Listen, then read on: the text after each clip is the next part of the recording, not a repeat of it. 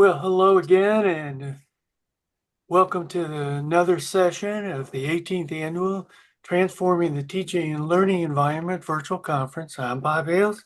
I'm your moderator. Don't forget, we've got a sponsor this year, the Journal of Educators Online, JEO. Just go to thejeo.com and you will see a humongous amount of refereed articles going back to 2004. And I bet you can find something of interest there. Lucky to have with us Laura Hicks and Kate Snow, both from Collin College in Texas. And they're going to tell us everything we need to know. So I'll turn it over to you two. You could tell us more. Hello, everyone. I'm Laura Hicks, and along with my colleague Kate Stowe, we will present on microactivities today and Kahoot. First of all, we want to start by thanking Bob for inviting us to present. We are very grateful for the opportunity. And the order of the presentation will be Kate first, and then myself. Hello, everyone. We'll talk about microactivities, and I want to share my presentation. Please let me know if you can see the screen.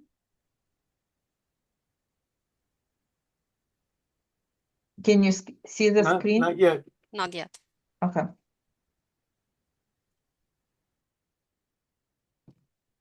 Let's try again. Yeah. Okay. Now we can. Yes. There you go. Okay. Yeah, looks good. All right. Awesome. Thank you very much. All right. Today we'll talk about microactivities, how we can use small, very short, tailored activities to improve learning and retention of memory of our students. You are well aware of what is metacognition. Students need to know about that as well. The reason is quite simple. Students usually don't think about that, but they have to be in charge of their learning, which means they need to understand the way how they learn. And metacognition, you can think about that as think about how you're thinking. So it is really a great idea to remind your students about that when you start your course and continue to remind them through the course. A lot of research and study done in this area. And what everyone agree, we have to touch while we're teaching the information many times to present the same ideas through different channels, because we always have different learner styles in our classroom, and they have all of them be met where they are. So basically we have to use different strategies to present the same ideas, and that could be supported through feedback, goal orientation, presenting objectives, explaining how that information relate to learning objectives, and provide feedback. As you might know, concentration span is very short those days. In your classroom, if you have students paying attention for more than 20 minutes, I think you are a genius. So we have to create some strategies to keep attention of our students during the class. And one of ways which is proven being very successful to incorporate short activities to break our lectures. So when you introduce a new idea, new concept, it will take short period of time. However, you need to go back and revisit or create some kind of application, deep dive in that concept that students can remember that and can recall that after a period of time. So the interval learning is very important. So create those memory stamps for students during your lecture is absolutely essential. Most likely, students will retain very well what happened during the beginning of the lecture and what happened by the end of the lecture. The middle could be completely mystery if you did not create those memory points. That is why small teaching, or as we call them, microactivities, could be the key answer.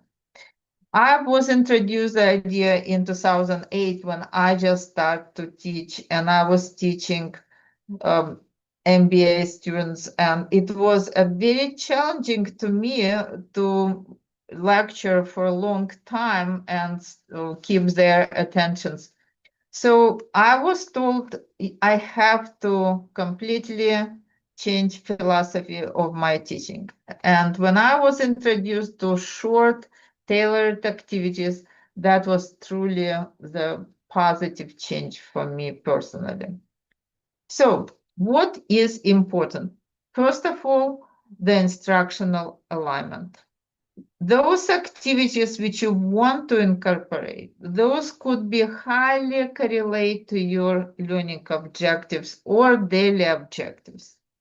They want to not just keep your students busy, but you want that they will create really positive outcome for objectives and help your students to develop skills.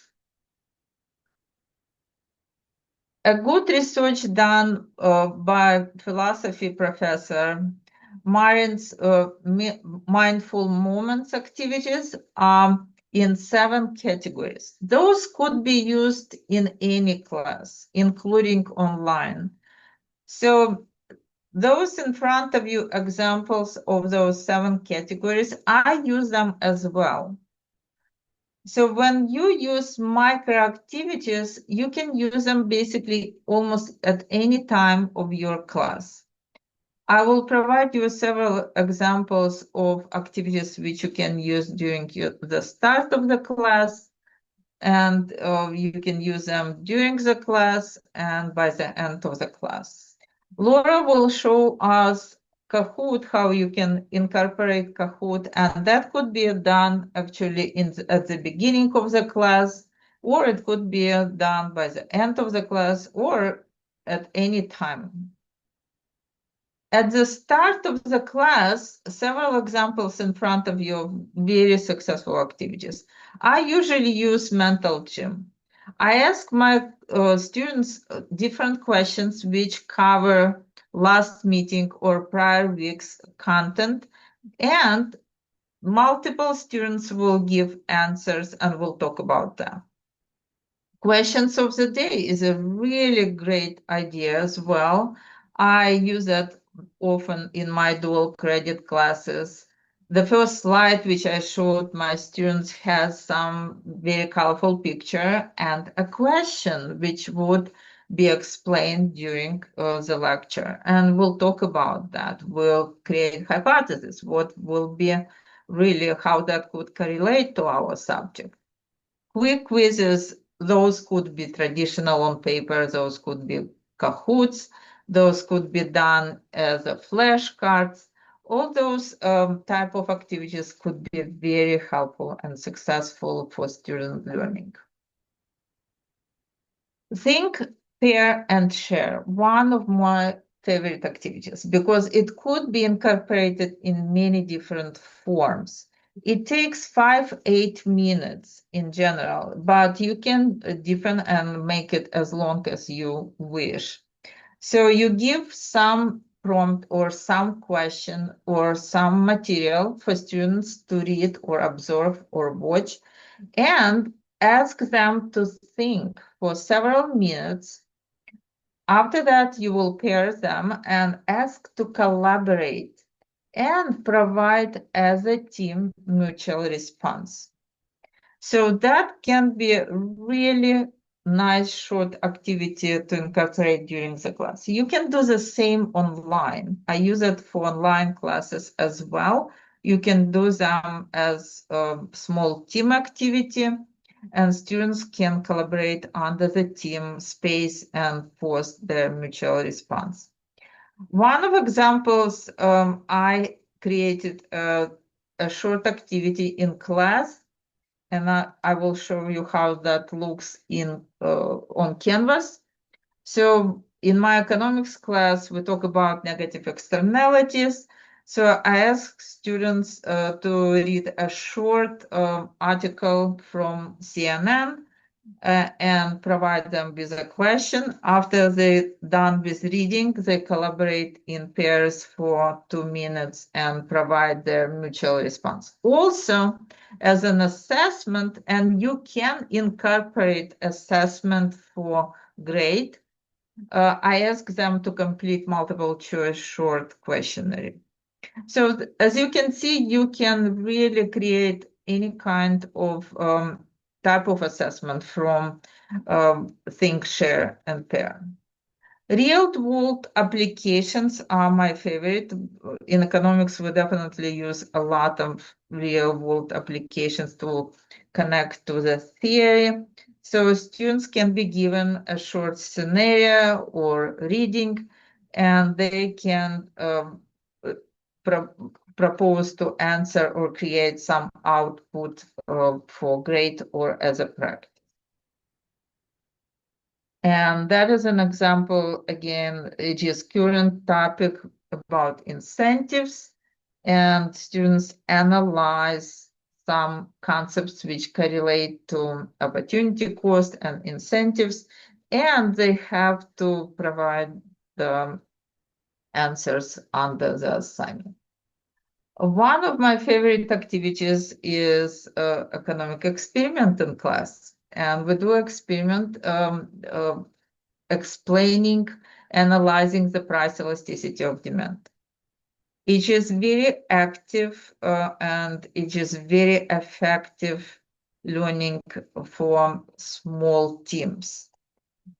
In front of you, some pictures when students collaborate, they actually create data, they create hypotheses for chosen product, and they create price elasticity and analyze their results. So I have very positive feedback from students because that assignment creates continuity. It connects memory points from more than 3 weeks. So basically they use the content which they learned during the first week, and after they have to use some content from week 3 and collaborate on what they just learned prior week.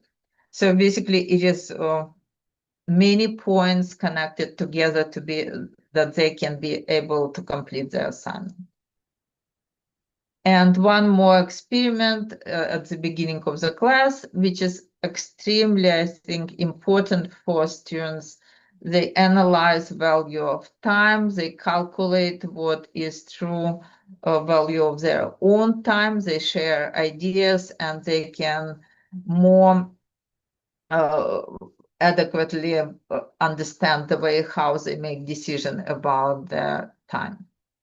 Now, low-stake quizzes are awesome, or practices. I usually give them before I have a really complicated assignment in class.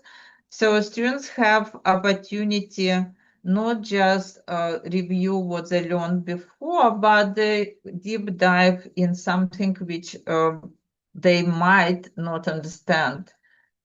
For example, for the monopolistic competition and oligopoly, quite complicated material, I asked them to complete a short review with calculations, and we talk about each step in this assignment. We checked our results. When students don't understand something, I use whiteboard to explain, and I give opportunity someone come to whiteboard and show their work as well. So it's very engaging, and students keep their practice because they can review before the exam, and they can, if they still have questions, they can send me email and we'll talk about that as well. It is highly correlate what they will do during the big assignment. So it is very important that you set expectations for that type of activities at the beginning of semester. I think it is very important to create those metacognitive expectations for the class. So at the beginning of the course, I tell my students we'll complete during our meetings many different activities. And I explain what type of activities they have to expect. So that creates a more comfortable, I would say, safe environment for students. And that creates much better participation during the class. For example, I introduce our brain gym at the beginning of the class, and I tell them that's not for grade. It is for our mutual benefit. You coming to class, we refresh what we learned last time, that we can add a new knowledge and that we can apply better and spend more efficiently our time in class. Also, the requirement for the class, students have to read their textbook to be able to participate in class. And when they come to class and they can participate, they feel more involved and they enjoy the class definitely better. So one more pre-settings for the class, I explained that a lot of activities will be not for the grade. So those small micro activities which we have, students can pretty soon understand and identify as a practice and which one will be for the grade. So those settings are extremely important because students much more comfortable and more engaged with the class when they know what to expect. As you can see, their feedback, their comments on my evaluation shows that they really enjoy, and they have always tons of online materials which I post for them in forms of announcements, current news, videos, podcasts, and they enjoy go back and see those. So in summary, I would highly recommend in your discipline to find professional development, maybe under your professional organization, different resources which you can incorporate in your micro activities. Also, I'm using very often current news. If I see something exciting and interesting, I could use it in my class and create micro activity if it correlates to our objectives. Well, very fortunate because the Federal Reserve Bank has a great educational department, which actually maintain a website with many and many activities for us and resources. Also, they run webinars, which is regular practice, and we'll participate on them and getting new activities from them. Also, I will highly recommend maintain a portfolio of activities, which means not always the same activity will work well online and on campus. Some of them will be much more favorable for face-to-face teaching, and some can be adapted to online. Also, your portfolio should be relevant to what you are teaching in particular class. Like, for example, what I use for dual credit microeconomics class, I cannot use in surveys of economics because it's completely different level, completely different objectives, even they sounds pretty similar. So I would highly recommend those activities should be tailored and highly correlate to your class activities and skills which you want to develop with your students. Experiential learning are the probably very important factor to consider if you want to do experiential learning. That could be incorporated as a small activity. And it's usually very exciting for students to do something, to create something. They very positively react on that type of activities. So in summary, I would highly recommend to create, design your short activities or adapt if you have found someone else created them and incorporate in your lectures. It is really important that we'll create those metacognitive points during your lecture which students can successfully use in the future. And that will create continuity of your teaching and their learning. Also, I created some references which I used for my presentation. The latest was one of trainings which I completed last year, and it was, I believe, Magna Pub certification, which gave some really good overview of micro learning. And I can share on our chat the PDF file for this activity while I'm sorry, for all my slides while Laura will present. Any questions? I think we'll take questions after we finish with the presentation. So I would like to welcome Professor Hicks. Laura. Thank you. I will start sharing after you stop, I guess. It's Yes. just one at a time. Okay. Let me stop sharing.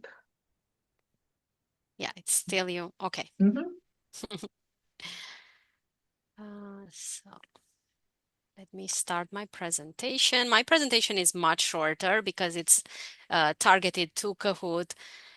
So first, we'll learn how Kahoot can be used in class. Then we'll actually have a demo. And we'll look into what types of questions there are, how we can create another application to show you exactly how we can create a Kahoot, how we can see a report, and just a couple of professional development opportunities with Kahoot. So let's get started. If you didn't hear about Kahoot, Kahoot is just a gamified learning platform, which can be used in the classroom or also shared online with students to engage the audience, to find to test knowledge, to find a level in class. At least I use it primarily for interaction in class and to gauge whether students learn something from that lecture or not. It could also be used for live events to engage audience, to boost focus, and checking understanding with puzzles. I have not used puzzles in class. I think it would be fun eventually to try. It could also be used as a presentation. Slides could be integrated into Kahoot, or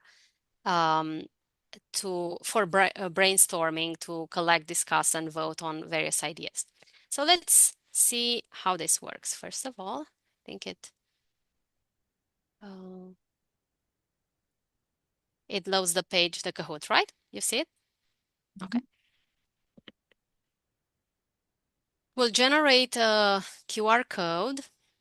If you cannot read the QR code, you can go to www.kahoot.it and then enter the game pin. I was wondering if I should join as well, but I don't need to. It's a short and fun Kahoot.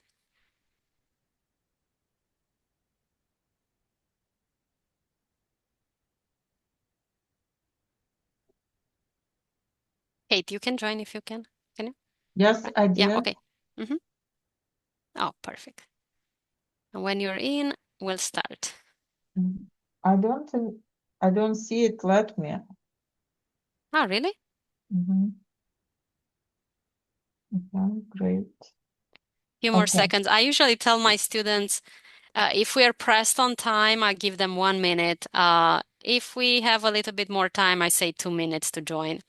And what I do, I actually offer bonus points for students who get on the podium. So if it was a classroom, you all would get one bonus point for the exam that the chapter belongs to. So let's get started.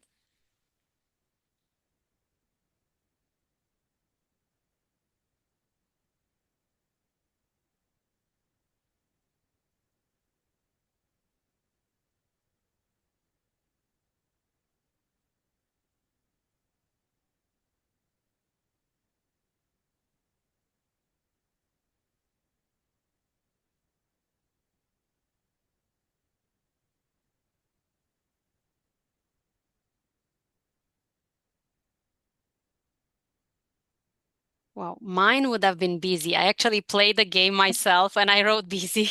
So busy would be even bigger a little bit. Um, but it's nice to know that some of you had a fun week. That's good.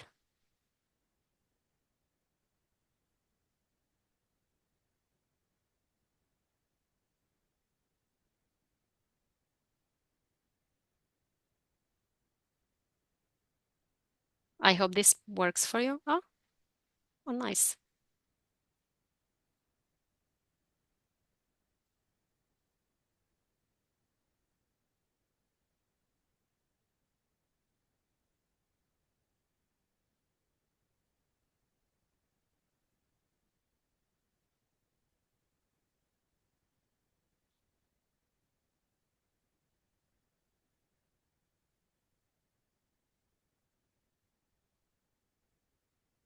Mm.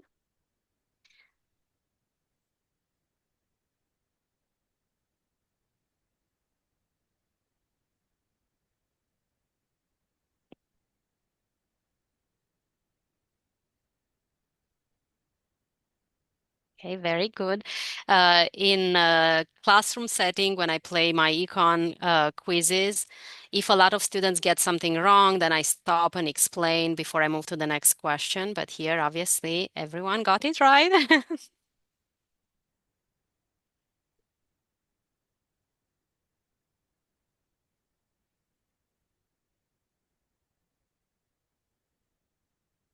This is a poll question. There is no correct answer or wrong answer. I would be in the blue there area between 1 and 2. Although the TV is on for longer, I fall asleep usually.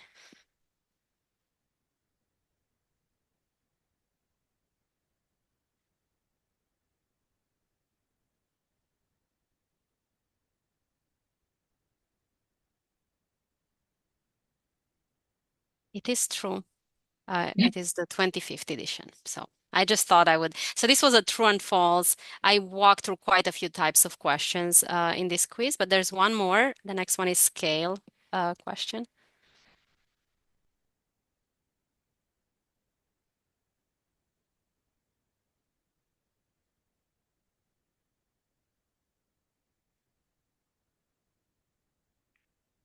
Let's see the answers. Oh, okay, very easy. Usually when I ask the students is the question for students is how easy or hard was the quiz, and it's econ question. So most of the times I get some average around 3, maybe a little bit below, but sometimes a little bit above. Um, and there's animation with the podium, make it fun for students. Uh, so everyone gets a bonus point today. Okay. And we will take a look in a bit at Woohoo! sorry, skip. Sorry. I need to exit the, I'm totally stuck. Okay. We will eventually look at the um, slide. Okay, we will look at how to create a Kahoot and how to see the report in a little bit, but let's just take a look at the types of questions.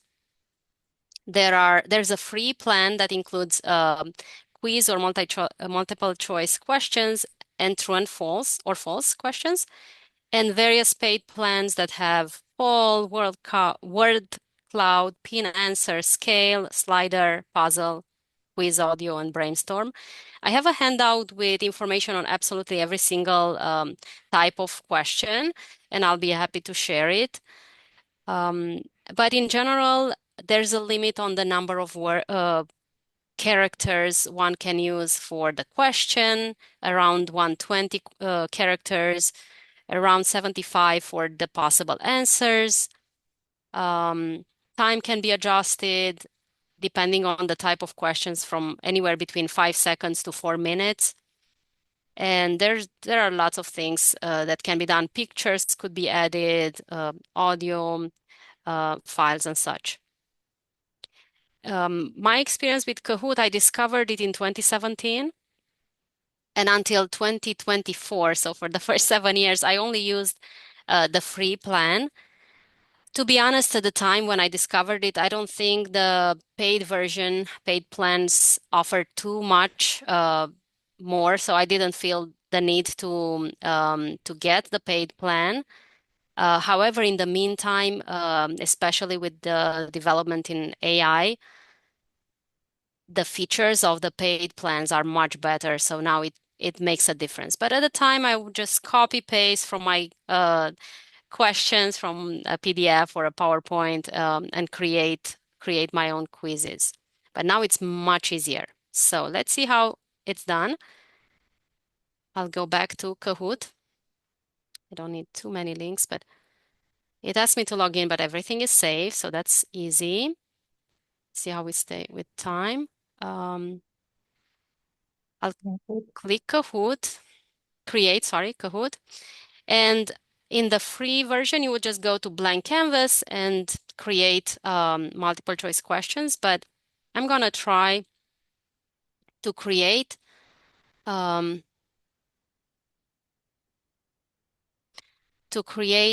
a quiz from a PDF. And I have lots of pages. I have 24 questions. If there are very few questions in the PDF, you could just let AI add questions. But because this is for a review that I need to actually edit today, I will say extract questions, and it will populate the actual questions in the test. I will show you the PDF. It has the first question is this one. If money grew on trees in unlimited quantities, it would be worthless because, and it also automatically adds some pictures as background. In the free version, you could still add pictures, but you have to upload them from your computer. While in the paid version, you can search for images that are online. So there are lots of questions. If I approve them, I say add all 24. A quiz will be created. I'll say done. And I need to add a title here, review, and done. But again, I'm not totally done, right? It just, the questions are generated much easier than copying and pasting every single question and answer. But there are things to review. For example, for this question, something is too long. The actual question, there are a few more with exclamation points, so that requires attention. Although also by default, I think the time on all questions is 20 seconds. However, some questions should take longer, so I will adjust the time. But I will exit for now, and it will save it as a draft, and I will go back to it and adjust it. I really need to put it together for my microeconomics classes. Let me show you just one more thing, and then I'll go back to the slides. And this is a report, how we can see reports. there are some Kahoot games that I played live and some that I assigned. And we'll just click on a trivia because the nicknames were automatically generated, so you won't see any names. So there's no issue of confidentiality that I'm breaking today. These are computer generated names. We can see so much information here. We can look at every single question and how every single student answered. We can obviously see um, the general score. Initially, when we look at participants, they are ranked in the by their scores.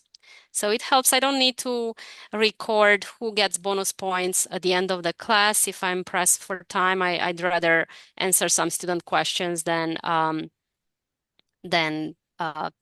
that information for myself. I can always go back. And what I really like is that I can make these Kahoots available for students later on, and they can it's open for them to take it at home, and they can use it as a studying tool.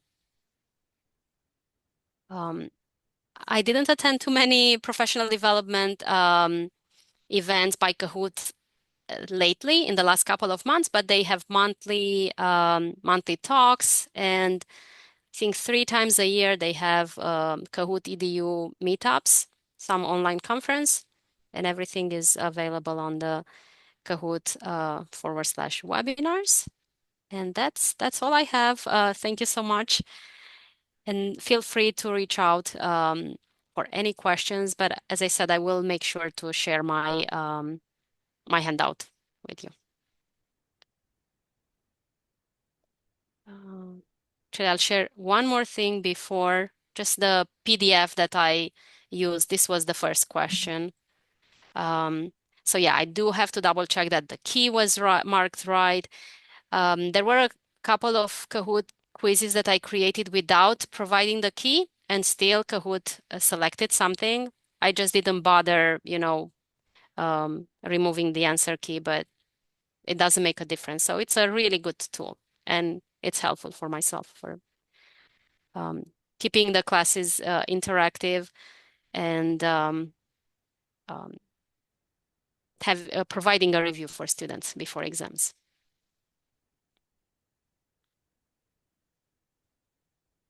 Any questions? It could be either for me or for Kate. Well, so did I understand it correctly?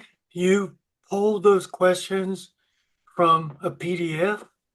I mean, Yes. pulled it? Yeah, so the PDF, the questions that are in the PDF are for my publisher. I basically, for each chapter, I select maybe around 60, 70 questions, and then 20 of them, I just separate them as sample questions, and they are posted online for students. And the remaining ones, I take about 8 to 10 per chapter to include them in the Kahoot. And the rest, I'll use them for the exam. So they are all similar level. I keep a couple of more complex ones for exams, of course, but otherwise, most of them are similar. So they have both, a PDF with, in total now, for exam one, 80 questions. Kahoot will have anywhere between 25 and 30. Wow. But yeah, so I had the PDF. I didn't have AI generate the questions for my publisher. But once I had the PDF, I just uploaded. I really did it in front of you. I'll be honest, I checked earlier. I was worried that it may take really long. I forgot since I created the last long one in the fall. So I'm like, let me see if it takes, if it takes 5 minutes, I'm gonna shorten it. I'll have maybe just 5, 10 questions. But no, it's really fast from the PDF. Oh, Mm-hmm. very good. Yeah.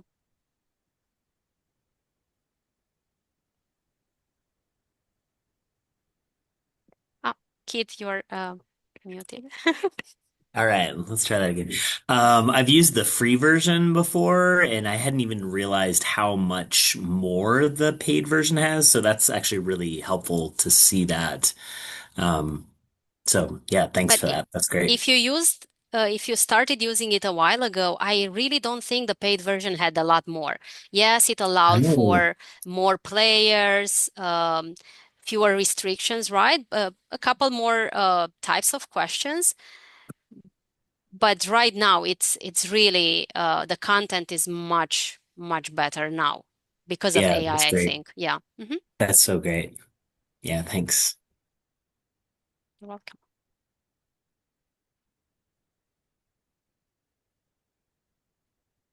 Any questions for me?